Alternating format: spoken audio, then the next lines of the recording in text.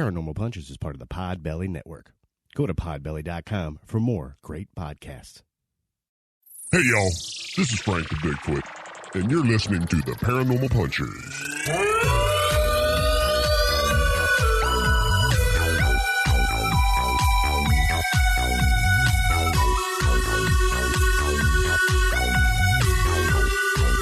Hey, friends. Welcome to Paranormal Punchers. I'm Mark. I'm Alicia. I'm Nash. I'm Dave. And on this episode, we are joined by the official psychic medium of Paranormal Punchers, Ronda Del Boccio. Hey, Rhonda. Hello. How are you doing? Fantastic. I'm wearing my uniform. Oh, yeah, that's awesome shirt. Yeah. Rhonda has the hashtag pudding skin badge shirt on, so awesome. Thank you so much for supporting the show. Yeah. Of course. And I'm glad you had time to hang out with us. And one of the best overall concepts ever, right? And I agreed with you. The first time I was here, you were like, yes! It's so funny. It was great. I loved your celebration. You know, and that's what it took. Once Rhonda said thumbs up to pudding skin, then we all adopted it. I started making T-shirts and designs for it. So, Rhonda, thank you for keeping that going. Out of control. Yeah, geez, pudding skin's popping up in little videos we're going to make. Oh, it's just it's out of control. And apparently a cult also. Yeah. That's right. Of the pudding skin. But not tapioca, because that stuff gets weird. Just a chocolate vanilla, you know. No. Now, Rhonda, how you been through all this craziness we're experiencing right now? Okay, so I've been doing fine, and I think it was your last episode, somebody wondering if there was less activity because of the stay-at-home orders and quarantines and such. Not in my world. Okay. So, no, I mean, everybody's at home, so I think partly is you're not, any investigations you're seeing are pre-pandemic, so, but, there's still plenty of dead and other spirits wandering around. I still deal with a lot of them as a psychic medium, so, yeah, it definitely hasn't slowed down, and because I can work remotely, it doesn't much matter to me if there's a quarantine, so whatever, for psychic stuff, I don't necessarily need to be on premises, so that's kind of helpful, I suppose. Absolutely. Do you think there's anything to, like, you're dialed in, you're in tune with that, but what about somebody who's not? Like, I think it was Art Designs 305 said he was having some issues with Shadow Man, but now since he's staying at home, it's just it stopped. Well, I don't know if the shadow people were in his home. I heard that, and I went, well, I guess it depends on where your shadows were. If you found them out at your workplace or whatever, and you're at home and they're not, could be that. If they were at home, could have been that they moved on or something else like that. So, it could be any number of things, or they may decide he was boring and didn't want to be there anymore. Oh, man. I'm not saying he's boring. I mean, to the spirit, he might be boring. So, we haven't had Shadow Man for a while, and I hope that we were just boring. I mean, I'm okay if it just was like, and just left. Okay. I hope so. When I heard you guys say that on a way back episode, I kind of whooshed at your place. So hopefully that keeps them out. Yeah. Nice. Thank you. Yeah, thank you. No problem.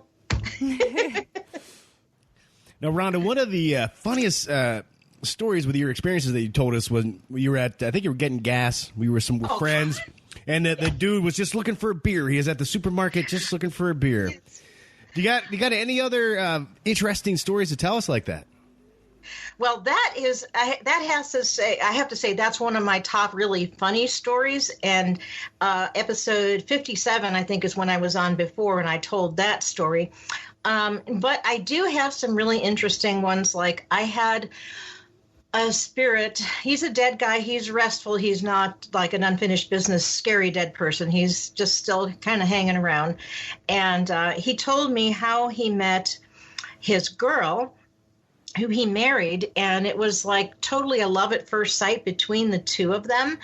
And it was kind of a sweet story, kind of funny and kind of sweet. So they're both in high school, And this was back in the late 50s, early 60s, some I think it's probably the late 50s. And she was at a diner eating this cheeseburger and fries, and he came up and started talking to her a little shy, a little awkward, all that kind of stuff.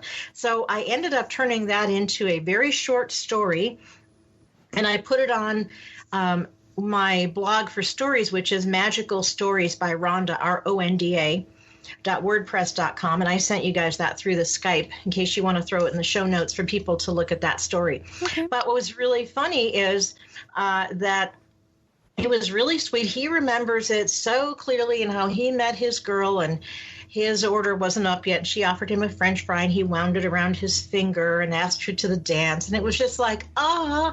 And I shared that during the pandemic, and I had a couple of people go, oh, thank you. I needed something nice instead of all this apocalyptic stories and stuff that people are telling. So that was a really cute one, and I enjoyed that one. And he's in fact, he's hanging around me right now. So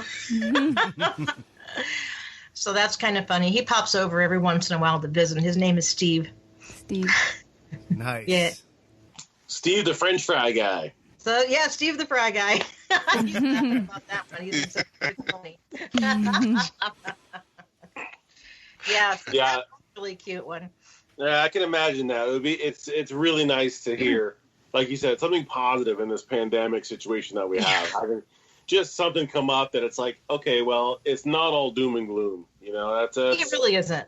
Yeah, it really isn't. A lot of that is, and I know this isn't on topic for mediumship, but just a lot of that is how you choose to perceive it. And if you're looking for good things, like I just loved the bird call on episode 87 or whatever it was when you guys had the bird.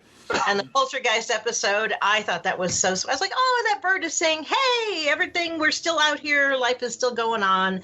So, yeah, it's a lot of it's your perception. But, yeah, there are scary things and there are fun things. And I always have a good time. I'm either tweeting or on a Facebook Live or whatever during some of the paranormal shows. And I have such a good time with that because I often have issues with these people that do them.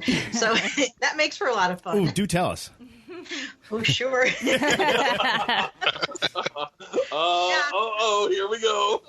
No, I'm not going to exactly dish dirt, but what kind of cracks me up is a lot of the teams who are doing the paranormal investigations, they're like a stump. They've got nothing as far as sensitivity. And they're like, tell us your name, or tell us one of our names so we'll know you're intelligent. And that's my favorite line from a paranormal show. And that was Katrina. I think it was on Portals. It was so funny. I laughed. I still laugh about that one.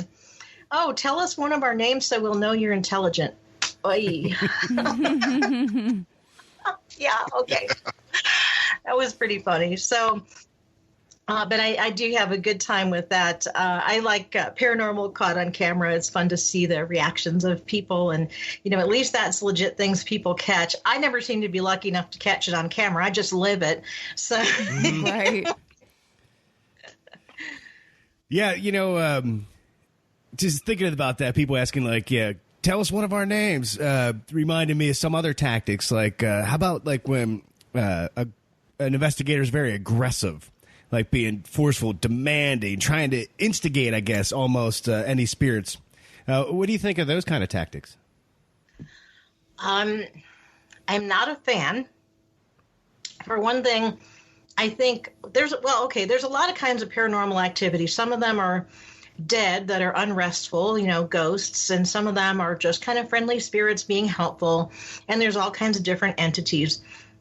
I know who you're talking about. I'm not going to name any names. However, I am not a fan of provoking, because first of all, you could get yourself in a world of trouble. And I know the team who does that, they do it because of trying to make good TV.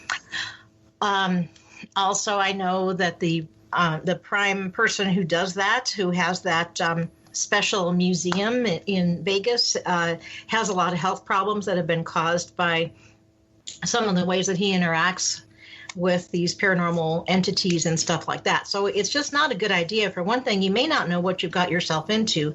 And there's a big difference between if it's just a dead person who's mad at their ex or something like that versus some kind of a demon or other more nasty, dark creature. And you don't necessarily want to mess with those if you don't know what you're doing. Even if you do know what you're doing, it doesn't mean you should provoke them. So I personally am not. I'm kind of like, I would rather be a little more approachable and respectful. If it was a dead person, let's remember that was a person. If it was a demon or something else, maybe not, but it doesn't mean you want to mess around. So that's how I feel about it. I'm not into the provoking. My dog sometimes leaves the room when he does that. If I'm watching that show, she's like, no, can't even. Paranormal pupper doesn't like that. Yeah, and what if the only spirit in the room at the time is French Fry Steve? That would be like, he'd be bullying Steve. Well, yeah, if it were somebody like French Fry Steve. Yeah, that's officially the new name of Steve the Ghost. He's going to be laughing. Oh my gosh, he's going to be laughing. Oh my gosh, yeah, he's cracking up over that one. Yeah, French fries. He'd be like, "Hey, what are you getting so nasty for?" But Steve wouldn't do anything, raucously evil. The other day, I came home and. He and another guy were sitting on the porch swing by my mom's house. My mom's my neighbor, and I have to pass her house to walk up to mine. And they were sitting on the swing. I'm like, "Hey, guys, what you doing here?" So he's a friendly fellow. But I would hope somebody wouldn't get all nasty with him. He wouldn't deserve it. Right. Right. Now, what about, have you had any experiences of late that aren't as friendly as Steve? Ones that maybe scared you or just unnerving? Oh, of course. I mean, always and forever, The thing is, when you're a psychic medium and you're also just highly psychic sensitive on top of it, that means not only am I aware of like the dead, either the restful or the unrestful types, but other kinds of beings as well. You're going to run into stuff. And I had dealt with a very prolonged psychic attack a few months ago that was from a dream walker, so which meant that somebody was trying to like invade inside my head and get into my memories and stuff like that. And so that was super not fun. That was not fun at all. And did not like that one. So that one, those are definitely scary. Those are not fun. Those are not things to be messed with by any means. But at least I know how to defend myself against it. It was just a lot of vigilance for quite a while before that went away. So that was one of my really icky ones. Some of my less icky ones, when I go into a thrift store, in particular, sometimes there are infested objects, which means they have some kind of an entity inside of them. And there was this really old typewriter, one of the old manual types that looked like it might have been from the 1920s. And it had a little nasty inside of it. So what I ended up doing there was I carry little packets of salt with me. I bought a big bag of them for $2, this gigantic bag of itty bitty salt packets like you would get at your fast food restaurant. But, you could always snag an extra one for your fries or something and keep that with you. So I ended up sprinkling this typewriter with that and telling that little entity that it needs to leave, because that's where you get something that gets into somebody's home. And then it's like, oh, boy, howdy, I got a new home. I'm excited. I'm going to bother people. And it'll go on about bothering people. So, and most people don't know that you can cleanse objects and anything you bring home from a thrift store. I'm not talking about like, your spray for the sanitizing type of clean it, but I mean psychically to clean it with a sprinkle of salt and, either a word of only goodness can come through my door. Or a prayer, or whatever suits your personality, but a little salt is very good. That's been used all over the world for cleansing, really since the beginning of time. Interesting. Yeah. Now, that just made me think, you were talking about the typewriter being infested and other objects. Is it possible for a pair of pants? Because we're thinking about making a short video called Ghost Pants. I think you should, because that one guy who appeared and just the overalls appeared and not the rest of the person, that was pretty funny. Right. I was like, well, you're never really dressed without your overalls apparently, but you left your body at home or whatever. It was kind of funny. I thought that was good. So, yeah, they had that Sisterhood of the Traveling Pants, so this could be the the Paranormal Pants or something like that. I think it could be funny. I think so. Anything can be infested. I mean, I saw one on the Paranormal on Camera show that had a jacket that had been purchased that somebody was having unrestful sleep because something or other was banging around their house, and it was in the jacket. So, I mean, if he used what I just said and cleared it, he probably would have been okay, but he just put it out in the garage and then it didn't bother him anymore. But yeah, so you could have an infested whatever, whether it's a typewriter, a pair of pants, a jacket. Usually if something is going to be infested or have a spirit in it, it's because the person, whoever owned it, it was either a fond thing of theirs, like a piece of jewelry worn all the time, or favorite clothing or whatever. So, yeah, you could sure have infested pants. Right. You just tell me that I've been farts. Yeah. What? I don't know, Nash. I don't know. You just helped that script come together, I tell you. Thanks. Yeah, totally. It's coming together right now, I know. I'm writing it in my head too. So if you ever want to collab, I'll be happy to. For sure. Something that stuck in my head from earlier that I was just thinking about, and now I want to ask you again. You said Dreamwalker. Yeah, tell us a little bit about the whole prolonged psychic attack and building your defenses. Oh gosh. Okay. I mean, I'm thinking like Jedi warrior type of stuff here. What is this? Pretty much is. So Dreamwalker, they're trying to come at you when you're asleep or napping or twilight or fuzzed out mentally when you're not focused especially, and they're usually in there trying to root around like, I don't know if they think they're going to get some really cool secrets of the universe. I don't know what they think they're going to find in my head, but and so for mental attack, or for those of us who are trying to avoid the government psi people because we don't want to be found out by them, same kind of Dave. Dave, and you weren't here last time I was here, so that's fun. I guess y'all. Yep. But anyway, yeah, I've also I've built this up for a lot of years because of avoiding the psi people from government, because I don't want to be part of that program. So you end up having a bunch of what I call brain clutter going, like loops of songs, especially really annoying ones like the little shark song or different things that you hear and you get really sick of, and you end up having those Beats apps where you build up, like you make a sound and then you make another, and you like layer tracks. Mm-hmm. It's kind of like, and at the end of that you come up with this really cool rhythm, and then the person sings over top of it or whatever, that kind of thing that they use in music. Same kind of idea, but you're doing it with an absolute jumble. And I had so many of those little chaos tracks going that it took me about 3 days to unwind the most of them that I don't need. I always have some of that stuff going in the mental background. But yeah, so I had to take a while to unlayer or delayer some of those extra tracks of just things running through because of what I had built up to try to deal with that. Because if you have enough chaos and confusion, they can't get through it. So it ends up forming an impenetrable wall if you're good enough at it. Wow. Now, yeah, it was crazy.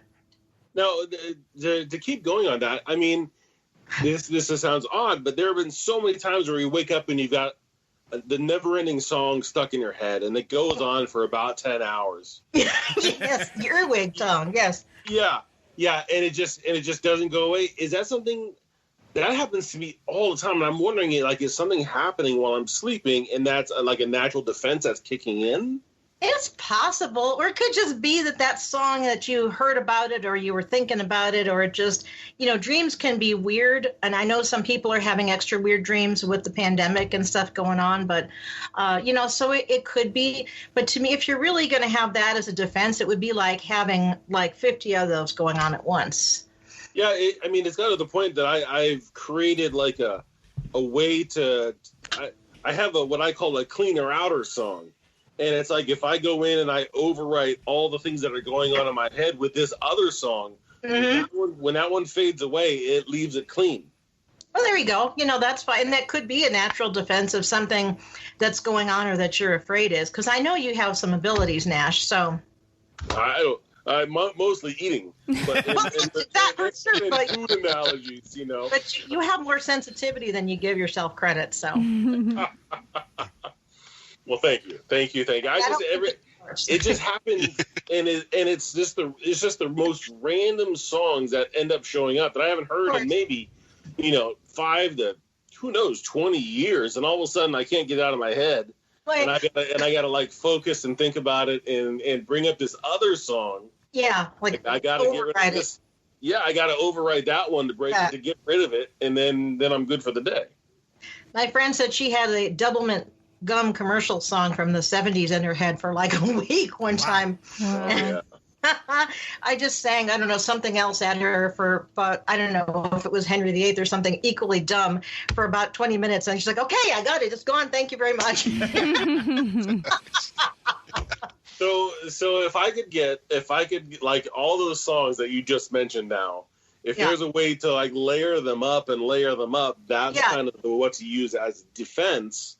Yeah, it is. Okay. It's like if you open an internet browser and like I often have, my dad, sometimes he would visit me and he'll go, how do you have that many tabs open? Well, I just keep opening what I need and I can switch back and forth between all of them and do what I need to do. And then I close them when I'm done and I can. So it's like having 50 of your browser windows open or more, 50 to 100 open at a time. But they're all playing music or they're all playing, it could be a color pattern or something. It doesn't only have to be sounds, but yeah, things like that. So if you ever feel like you're under psychic attack, even if you can do a couple of those and focus into it and let nothing else exist but that, it could be a color pattern, it could be a song or whatever, that can help you get past it. I was getting a ride from the airport to a conference with somebody, and we were in Vegas, and I didn't know she was going to stop by the base because she was military. And I also did not know they had a PSI out there, but apparently they did because I said something. I was like, oh, I didn't know they had a PSI out there. And then I did. Then she looked at me and was like, how did you know that? And I was like, I didn't mean to say that out loud. I have no inner monologue. Sorry about that. I apparently forgot to use my inside my head voice. And she says, and I says, well, I can tell I'm right from your reaction. She goes, I'm not saying a word. And I went, I get it. And so then I had to ramp up a bunch of stuff because I knew they were zoning it. And then I could also feel surveillance cameras. Now, remember, for folks that don't know, I'm actually blind or mostly blind. So since you didn't say anything about that, but I am mostly blind, so I wouldn't really be able to see surveillance cameras, but I could feel them. And I was like, wow, I know we're on a military base, but dang, there's a lot of cameras. Wow. And she was just astounded that I knew that. I'm like, psychic, hello. So very highly sensitive. I can feel that level of concentration. Then she stopped into the commissary type thing, and I stayed out in the car, which was a convertible. Thank you very much for having the top down. And I just felt all of this kind of zoning in, and I'm like, I am really boring. I'm not an interesting person at all. Well, and you and I mean, I'm picking up things to ask you questions on as we're talking here, so I'm going to be jumping all around a little bit. Okay. Early on you had said how your I forgot your dog's name, and it's kicking me that I can't remember your Diva. Dog. Diva. So you had said that your dog would get up and leave the room. And we have talked before about dog sensitivity and pet sensitivity because they're a little more intuitive into the emotional states. Mm-hmm. And I had heard a way back that if you ever want to give your animal, whatever that animal might be, a direction to do something, not just say it, but you have to visualize what the command is that you're doing in your head while you're saying it. So it comes across in both your emotion and your voice.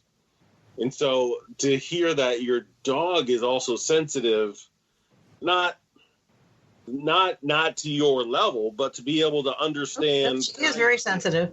Yeah, I just think that I don't know if it's more common in animals than in humans, or because they have less stages of the junk that we go through, going through their heads. They have their own stuff, but I don't know. I don't really know, Nash, if it's more common in animals or not, to be honest. But I do know I also communicate with animals and I get communication back from them. Other than the dog like circling and they got to pee or something like that. I obviously those things, but like mentally, mind to mind. So I know like when that person gets really with the spirit and she just doesn't like it, she'll either like come and snuggle with me, or sometimes she did leave the room, or sometimes she doesn't. I don't even always watch that particular show anyway because they aggravate me.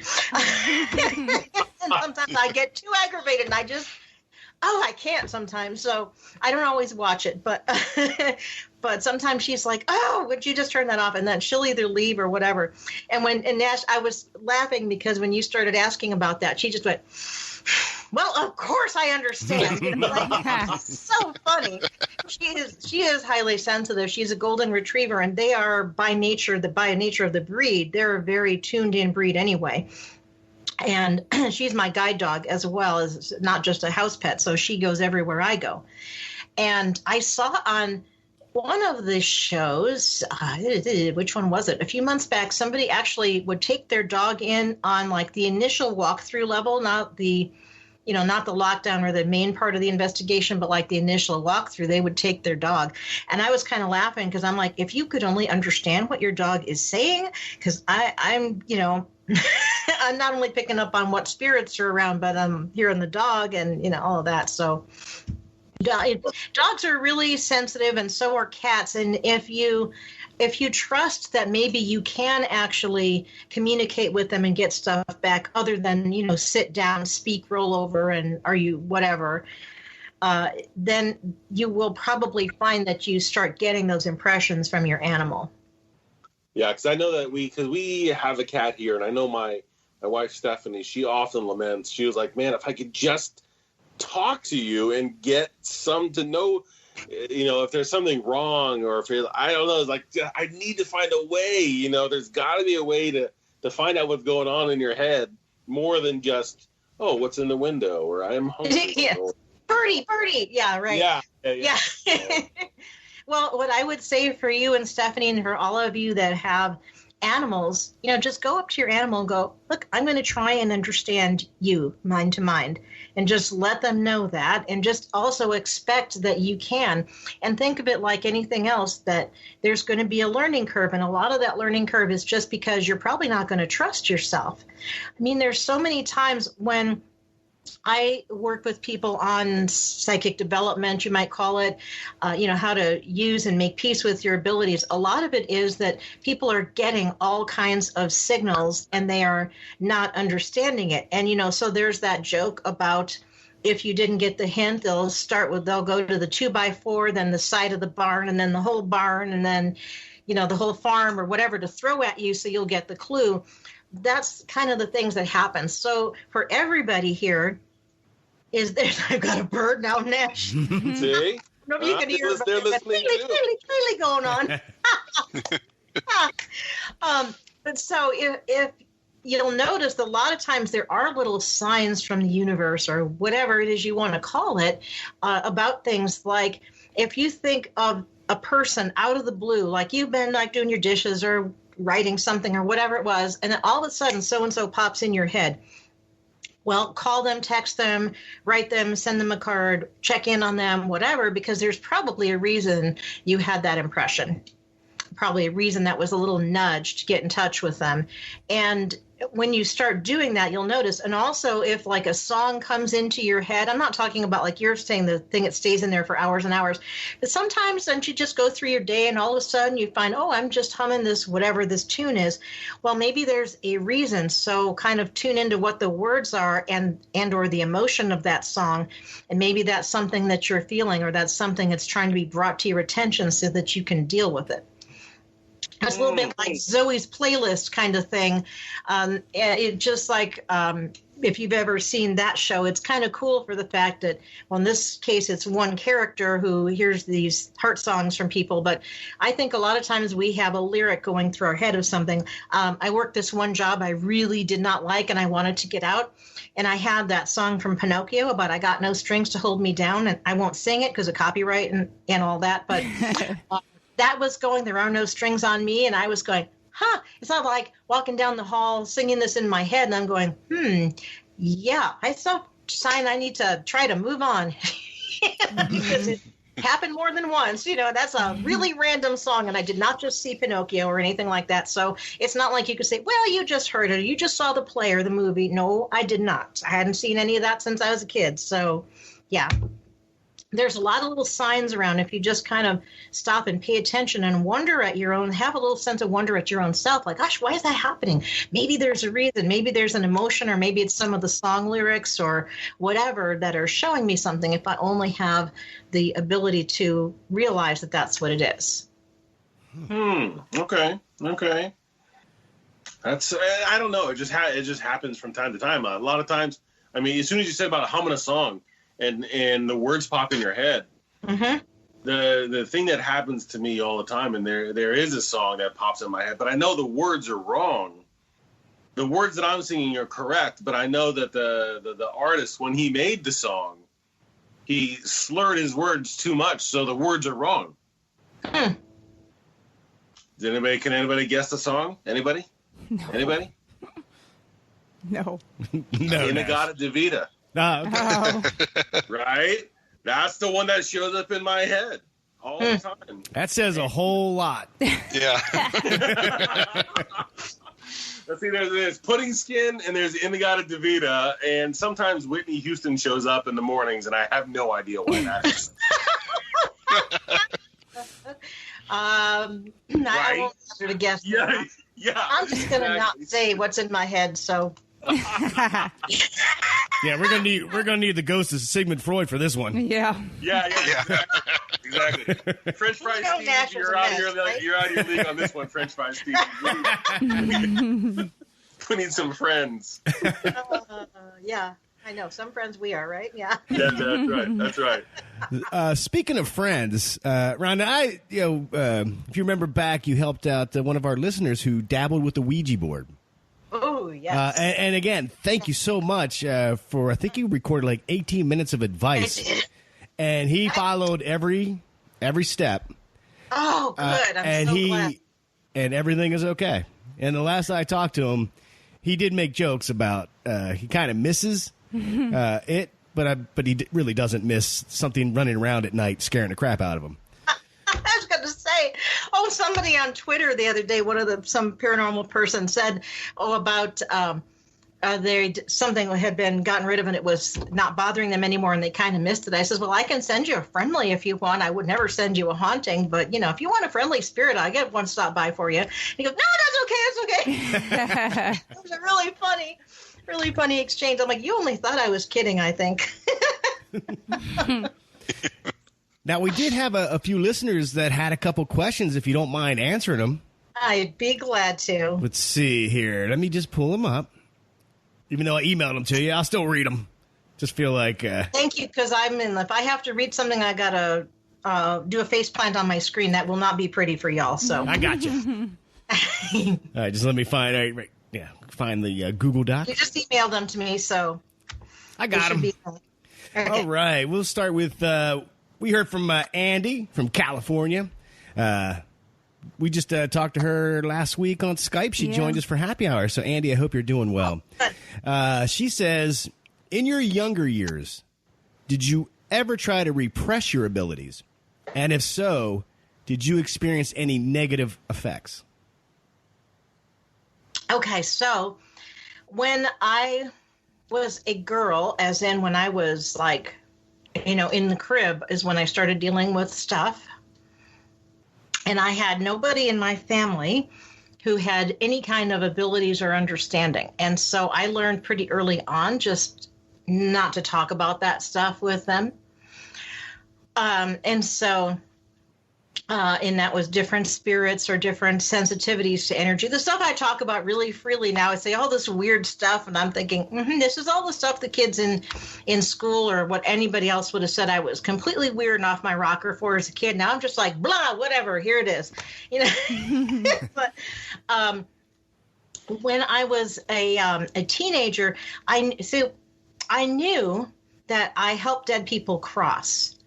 I did not know that was being a medium. I didn't, I had to kind of work it all out on my own because I didn't have anybody else around me. And I actually got more help with it from dead people than I did from anybody else. Oh, go figure, because nobody around me had those kind of abilities.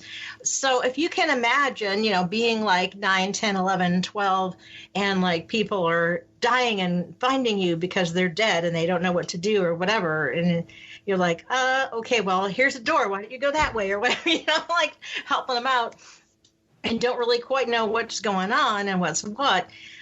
There are times it got overwhelming, and there were times, and you mentioned the Ouija board. I have more to probably say on that later, but like I remember in high school one time, friends of mine messing with a Ouija board, and I actually had to go and fight what they brought through because I knew it was not savory.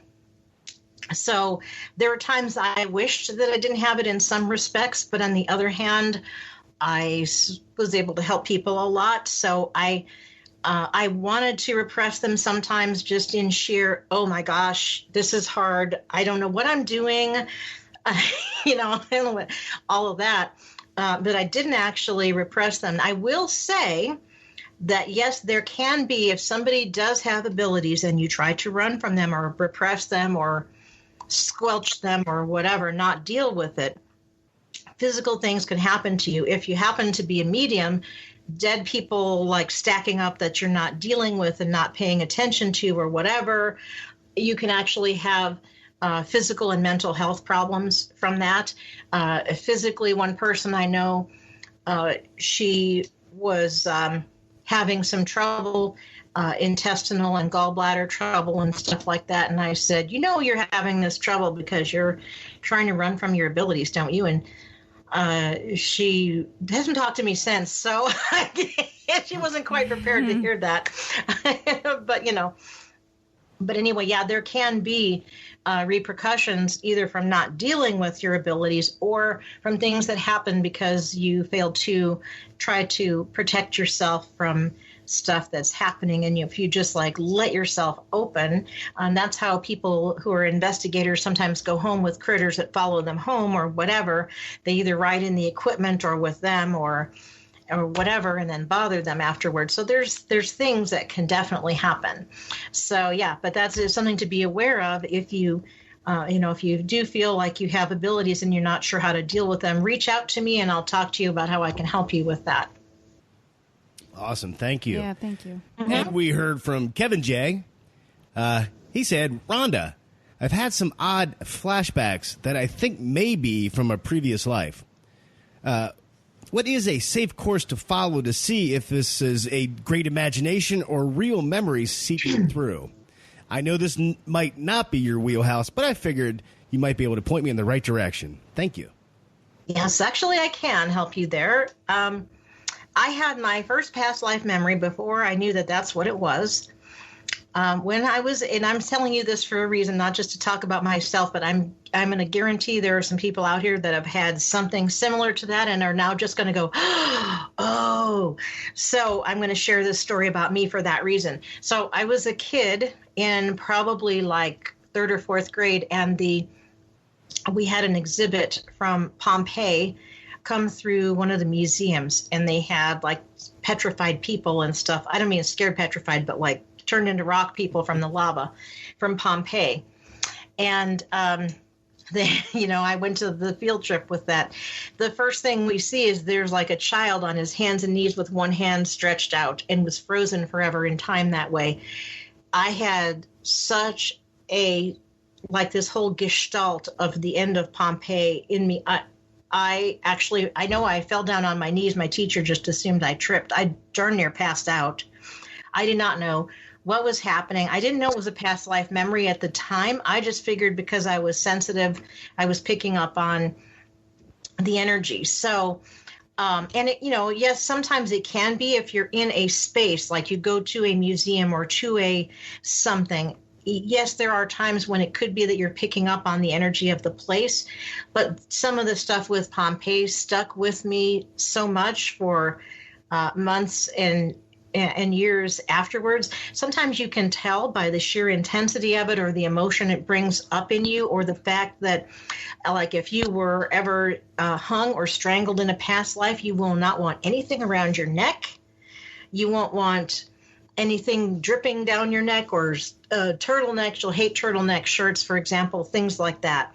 If you've ever drowned in a past life, you might be afraid. It could be from this life too, but because you could have like almost drowned when you were 3 or something. But if it wasn't that and you're terrified of the water or of deep water, then it could be that you were on a large boat or a ship or for some other way drowned. So sometimes just by the emotion and by how much something sticks with you, you'll know. If it's just a passing one and done kind of thing, you might have been picking up on the energy of a space you were in or of an object near you. But if that emotion sticks with you, it was very likely to be past life. So, Kevin, I hope that helps you.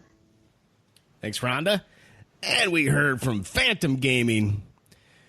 Could my grandma be trying to reach me from the other side in my dreams? She passed away in December, and I dream about her every night. Thanks, guys. First off, Phantom Gaming, our condolences. Yeah. Yes. Rhonda, what do you think?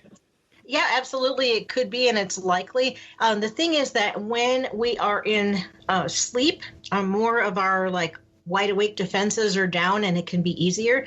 Then the chances are your grandma could have been going, yoo-hoo, standing right in front of you going, hey, and you may not have noticed it when you're wide awake, but when you're dreaming, it's more possible. So the chances are good if you're dreaming about her, and some of it certainly could be the emotion because it's somebody that you cared about and they've gone.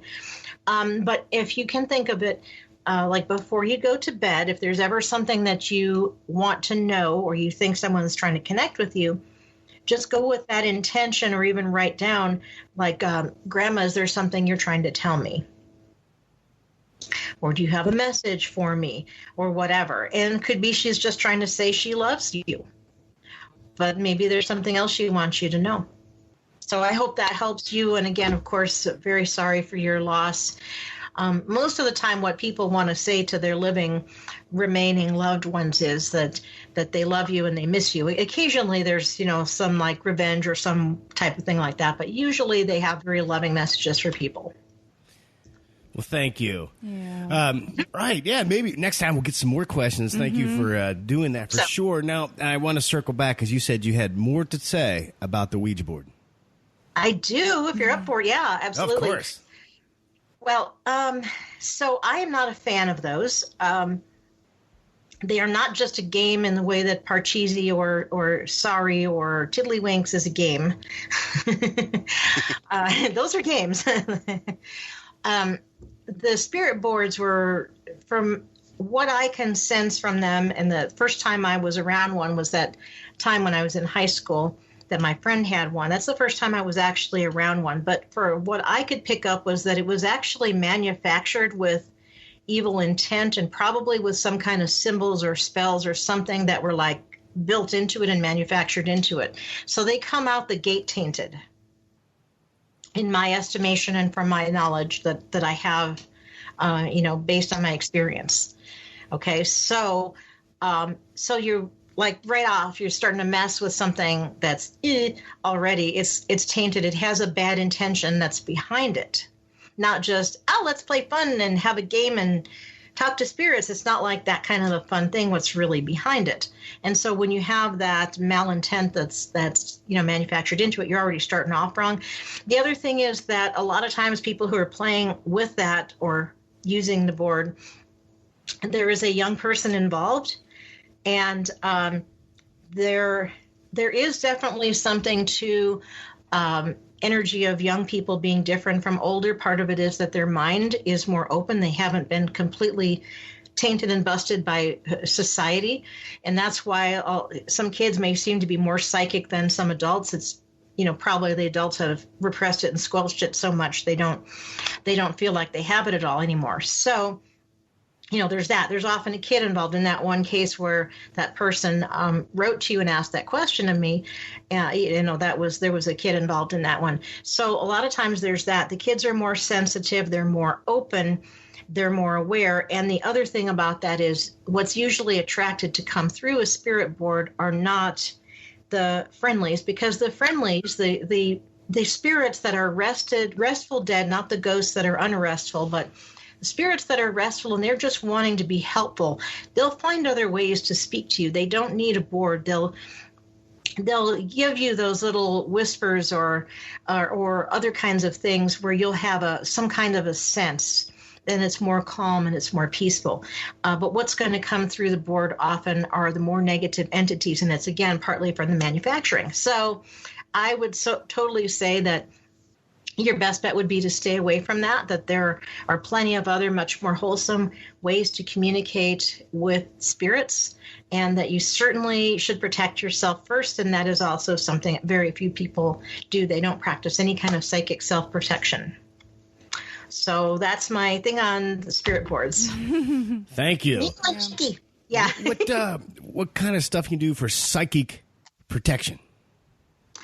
So for psychic protection, part of it is going in with an attitude, not I'm all that kind of attitude, but with an attitude of some confidence and that also openness, that you're there to communicate, and you're going in with respect, and that really will help in many cases.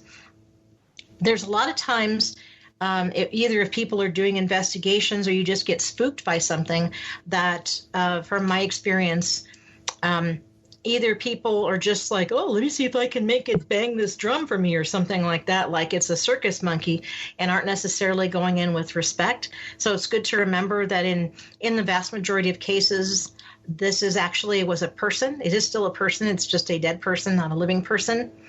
And it has emotions, and he or she has emotions or feelings, just like a living person has emotions and ways of being and ways of acting and stuff like that. So kind of going in with that sense of respect really helps.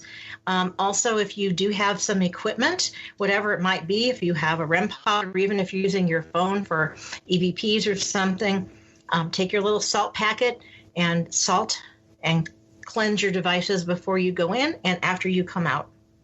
And then set that intention if you're doing any kind of investigation or you're crossing a threshold that, look, nothing comes with me except what I brought, nothing else. No spirits follow me, nothing. And so those kind of things are going to help a lot in the vast majority of cases. Okay. Well, that's a huge clarification, because when you were talking about like a psychic defense, yeah. I immediately went towards Nightmare on Elm Street 3, the Dream Warriors.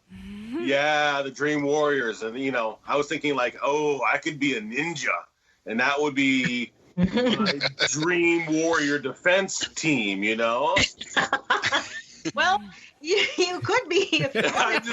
But isn't necessarily going to help you very much with spirits. That's what I'm saying. When he started out psychic defense, I was like, we could do this. All right. Yeah. And it can be armor up. And, some people will talk about putting on the full armor of God. There's a reason. And I'm not saying it doesn't matter what your religion is or if it isn't or whatever. But it's that idea that if you go in feeling like, hey, I have a protection. You imagine you have like an egg around you or a little, a nice membrane to help protect you. Those kind of things really do help. So a lot of it starts with your mindset. And so that kind of is sort of, Jedi type of stuff or ninja type stuff, whatever. There is a lot of this stuff that is mindset. And there's a lot of stuff that is about trusting yourself and feeling your way. And this is almost, we're not quite on May the 4th, Dave. On May the 4th be with you, Dave, but we're close as we're recording this. But there is a lot of that kind of stuff about using the Force and trusting yourself. There's really good messages in that whole Star Wars universe that can help anybody who thinks you might have some abilities. So that may help some people, actually. Yeah. I'm stoked. I am so ready. Yeah, it's just like, yes. Yes. I can't believe we got to dream warriors, but I'm like, we talked about dream walkers. Yeah. Right. Well, Can you those are not fun. Dream Warriors? I don't know. I didn't see Nightmare on Elm. Well, can you be a dream warrior? Can you face one down in your dreams if there's a dream walker? Confront them? Only if they decide they want to show up. They usually just try to subtly invade from afar, and they can be a little hard to track down. If you can actually track one down, yes, but you better know what you're doing if you actually face one, because if you don't, you are toast. Well, that's not us. Okay, so yeah, we won't do that. No, do not try this at home, boys and girls. Exactly. So what you're saying is we need a dream warrior training montage so that we can, if something like that happens, we are better prepared for these things. Yep, a montage makes it right. Okay. God, Well, everything sure, a montage absolutely. makes everything right. You know what I'm All you saying? need is a 2-minute dream sequence, and you're good. That's what I'm talking about. I was going to say, based on the way you guys play D&D, you definitely go after it. Yeah, and if you remember the last time we played D&D, we all almost lost. Yeah. Yeah. Oh, really? Okay. Yeah. Rhonda, it is always an absolute pleasure to hang out with you, talk, hear your stories. What do you got going on? How can people learn more about what you do? Well, you can find me. My main website is called innerguidanceondemand.com. I'm sure you'll put my stuff in the show notes, but I'm the story lady on most places. Twitter and Insta and stuff like that. And you can find me there. And you'll notice a lot of times when there's paranormal shows, I'm tweeting along with other fans and I'm telling my impressions and sometimes saying things like, wow, that was really dumb to the host, stuff like that. And oftentimes I'm sharing my psychic impressions of what I sense that's going on. So you can connect with me around those shows or on social. My website with stories is Magical Stories by Ronda, RONDA.wordpress.com. And that's where I put short stories. Some of them are paranormal, some are not. But occasionally I do put in things that actually are because of my connection with a dead person, like French Fry Steve and the whole story, The Prettiest Girl, that I have on that website. Aww. We'll definitely put links in the show notes. Go check out, learn more about Rhonda. Rhonda, not a paranormal question, but I have one question for you. Since you do a lot of story writing, you're also called the story lady. Is there any one piece of advice you could give to somebody trying to write, whether it's a comic book or a short story? We'll use me as an example. I have a lot of ideas. I start writing, and then I hit the proverbial brick wall and get roadblock, and then I get frustrated. And I have 3 or 4 stories started that I just can't find a way to finish. Okay, well, some people are planners, like you want to have that whole outline, beginning, middle, and end before you start. Some are pantsers, like by the seat of your pants, and I'm kind of in the middle. So I don't know which works for everybody here is a little bit different. Usually when I used to have the writing myself into those cartoons where they paint themselves into the quarter and then you're like, oh, now I can't get out because there's paint everywhere and I'm going to leave footprints. So if you do that kind of thing in your stories, then you might want to just have a little more sense of where it's going to go. So with a story, you think about having first your guy or girl, your protagonist, is absolutely lost. There's some kind of trouble befalls them and they're like, I don't know what to do. And they find some kind of help or ally or a mentor or a buddy, and they're going to go out on some kind of adventure. Okay, so then they go out on the adventure. So the middle part is, for our emerging hero, we're going on a quest because there's a problem and we need a solution. And now the middle part is, now we're going through stumbling block after stumbling block after stumbling block. So that's like your road of trials. All these things happen.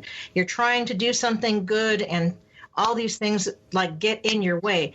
And meanwhile, you still sometimes have allies, but you also have people trying to get make you stop doing it. So that might be like the government functionary that keeps you from getting the documents you need, or the superhero always has the bad guy that foils them and almost wins, or whatever.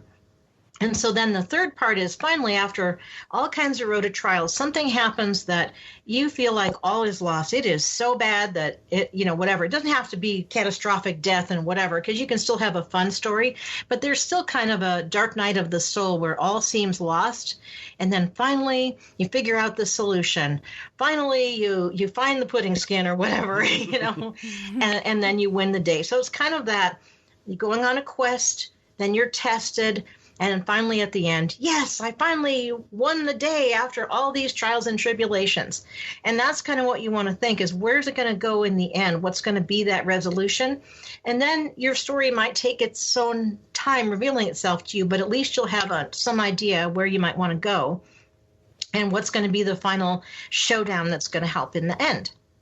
So that maybe will help you, Mark. What I hope it will with your stories. If you write yourself into a wall, sometimes you have to be willing to. I think like this scene just needs to go because I just painted myself in a corner, so he has to go. All right, thank you so much, Rhonda. It's always a pleasure. You're awesome. We'll definitely have you on again soon. Can't thank you enough for being on the show, supporting the show. You've been hanging with us for over a year or two. Thank you so very much. And remember, everybody, if it's not weird, it's not worth checking out.